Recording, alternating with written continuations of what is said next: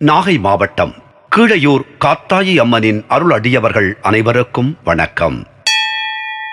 இன்றும் என்றும் உங்களுக்கு மகிழ்வான செய்திகள் தொடர நெஞ்சம் நிறைந்த வாழ்த்துகள். குலதெய்வ வரலாற்றில் மிக முக்கியமான மற்றும் சுவாரஸ்யமான அம்சம் என்னவென்றால், பிரதான தெய்வங்களான சிவபெருமான், விஷ்ணு மற்றும் பார்வதி தேவி போன்ற தெய்வங்கள் குலதெய்வமாக வழிபடப்படவில்லை. தெய்வ வழிபாடு தொடங்கிய பண்டைய காலத்தில் வழிபடப்பட்ட தெய்வங்கள் யார்?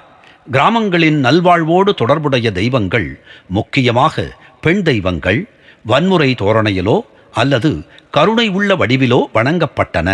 அப்போது கிராமங்களில் பிராமணர்கள் மற்றும் பிராமணர் அல்லாதவர்கள் போன்ற எந்த பிரிவும் இல்லை.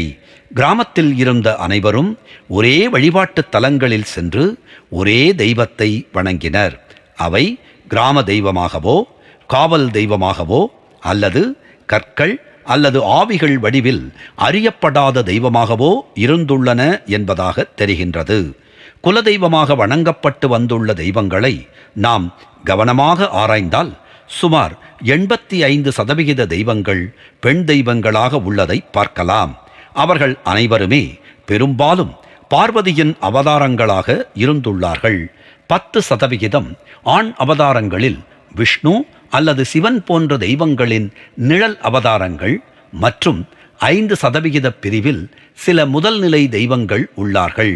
விநாயகர், அனுமான், விஷ்ணு, சிவன், பிரம்மா, சரஸ்வதி, மகாலட்சுமி அல்லது சந்திரன், சூரியன், சனீஸ்வரன் மற்றும் கிருஷ்ணர் போன்றவர்கள் குலதெய்வமாக வழிபட்டதாக தெரியவில்லை. இந்த பிரபஞ்சத்தின் பல நாடுகளிலும் பல்வேறு மதங்கள் உள்ளன. அவர்கள் அனைவருக்கும் தெய்வங்கள் உண்டு. ஒவ்வொரு பிரிவினருக்கும் அவரவர் நம்பிக்கைகள் உள்ளன என்பதையெல்லாம் பார்க்கும்போது நமக்கு முன் எழும்பும் முக்கியமான கேள்வி என்னவென்றால், இந்த பிரபஞ்சத்தில் எத்தனை தெய்வங்கள் உள்ளன? யஜுர்வேதத்தின் கூற்றின்படி 33 கோடி தெய்வங்கள் உள்ளனர். மற்றொரு கருத்தின்படி 33 கோடி தெய்வங்கள் அல்ல, மொத்தம் 33 மில்லியன் கடவுள்கள், அதாவது 3,30,00,000 உள்ளனர் என்பதாக குறிப்பிடப்பட்டுள்ளது. அந்த கணக்கில் ஆண் மற்றும் பெண் தெய்வங்கள், துணை தெய்வங்கள், தேவகணங்கள், தேவதைகள், மோகினிகள் மற்றும் யோகினிகள் ஆகியோர் அடங்கியிருக்கலாம்.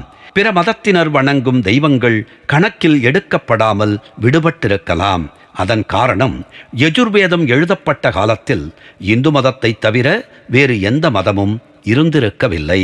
நாகை மாவட்டம் கீழையூர் காத்தாயி அம்மனின் திருப்பாதங்களை வணங்குவோம். அவள் அணைப்பில் இருக்கும் குழந்தையாய் நாமும் இருப்போம்.